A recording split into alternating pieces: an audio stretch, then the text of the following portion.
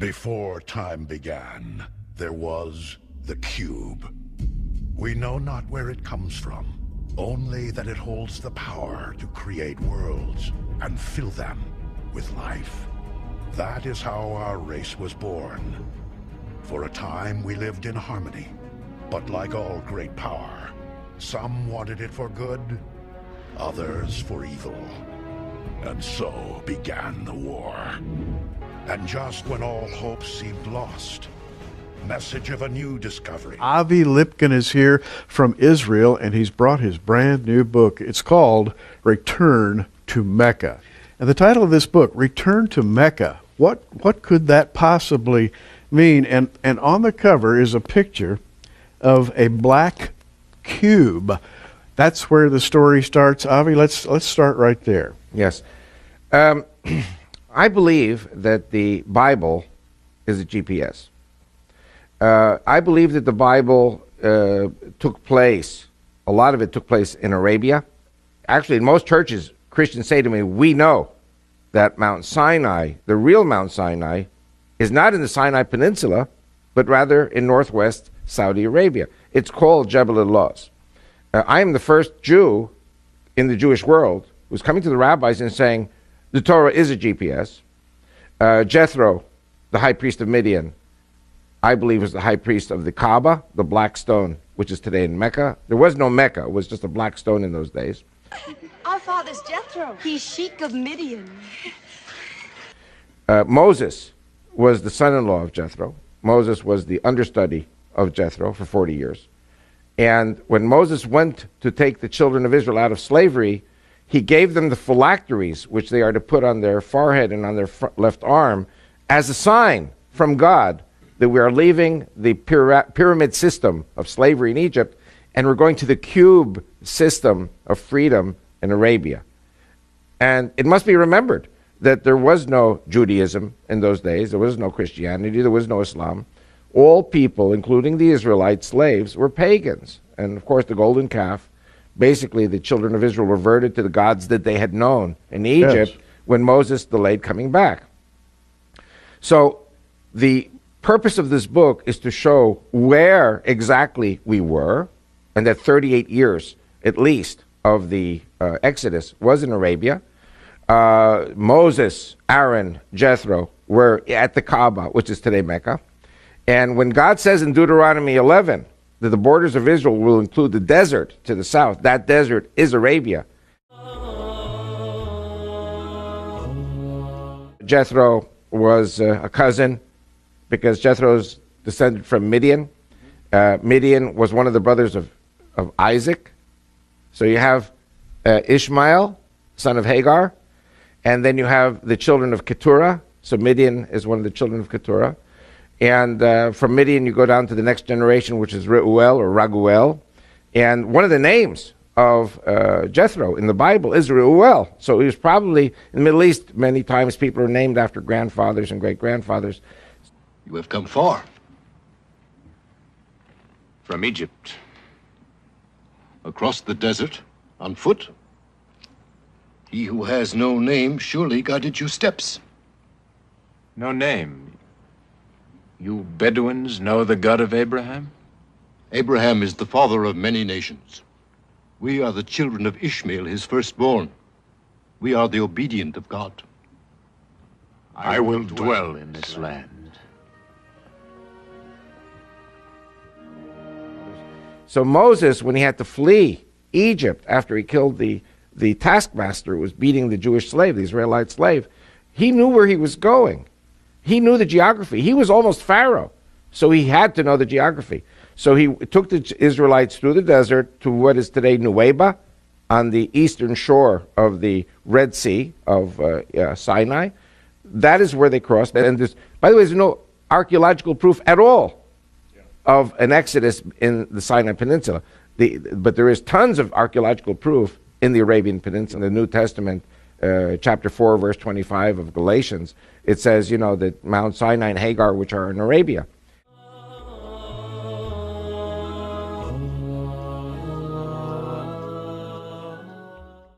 Josephus speaks very clearly that Sinai, the Ishmaelites are there, the troglodytes are there, the children of Keturah are there, the children of Esau are there. Everybody is there, and they're all one family. And talk about the linkage between the Jews who wear phylacteries and this pilgrimage to Mecca. By the way, if Christians have ever come to Israel, so I'm talking now to the people who've been to Israel, they've seen it on the flight.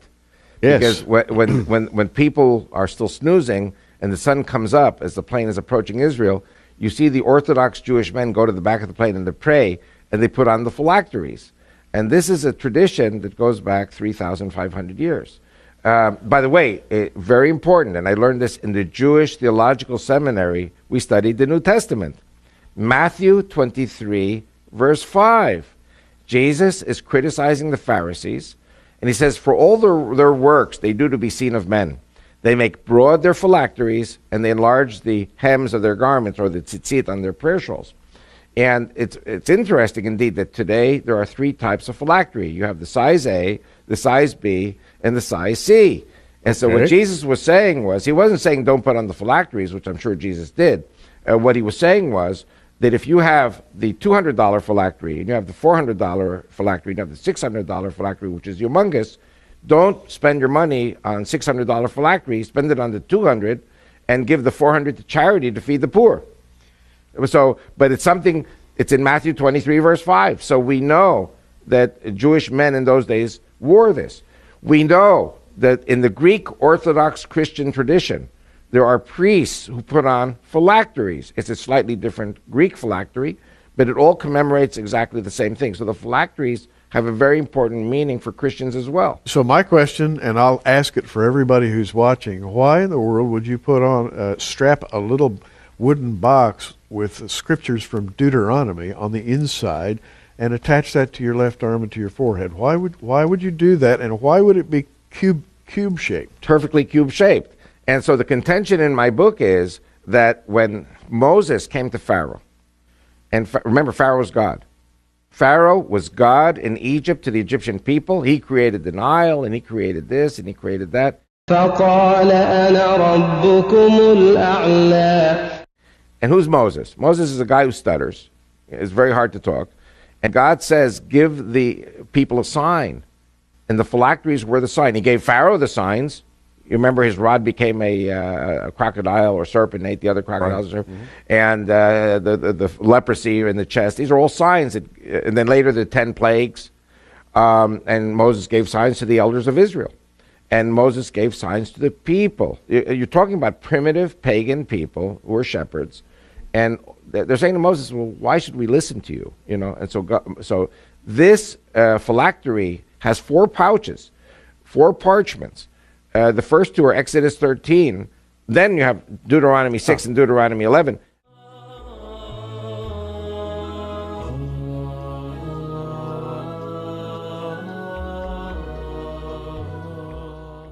Exodus 13, we are still in Egypt. We are still in slavery. We're about to flee. But Exodus 13 talks about the, sign on thy arm and frontlets between thine eyes. And, I know young people won't know the word that I'm going to say now, but there's a word that older people like you and I remember, which is, gyroscope. A gyroscope takes us directly in the direction we have to go.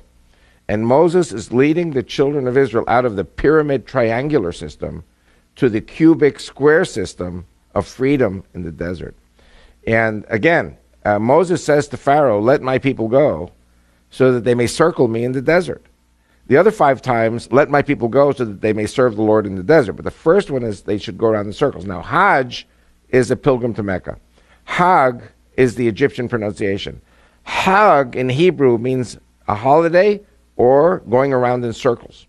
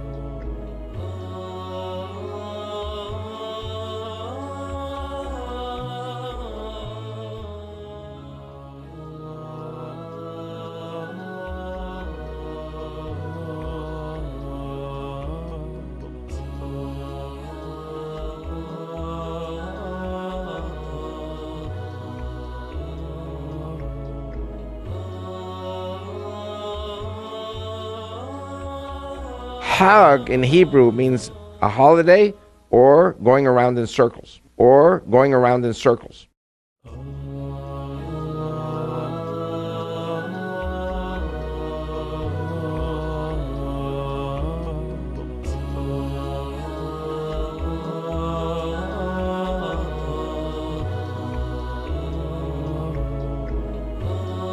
Or going around in circles, or going around in circles.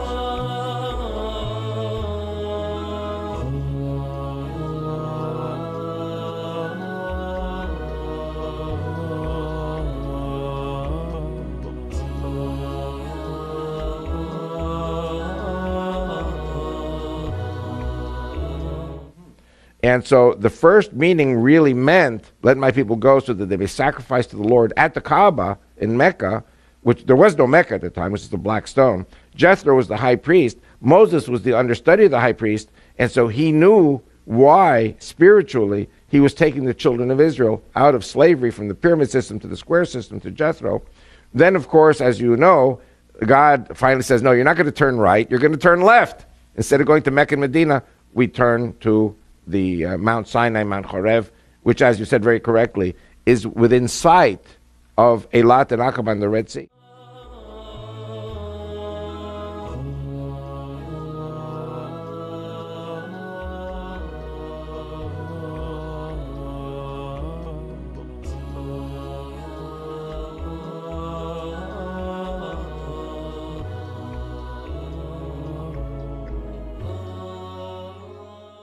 And by the way, my people, forgive me for being arrogant, are the Jews and the Christians together. Now, my contention through my book is, if we Judeo-Christians get Mecca and Medina, then we capture the flag, and it is the termination of Allah, who I say is Satan, and sending the devil to the pits of hell for 1,000 years.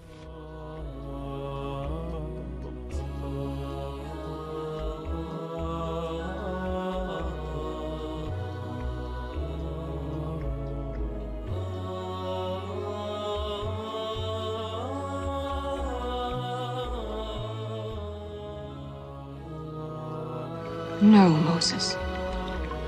We cannot see his whole purpose.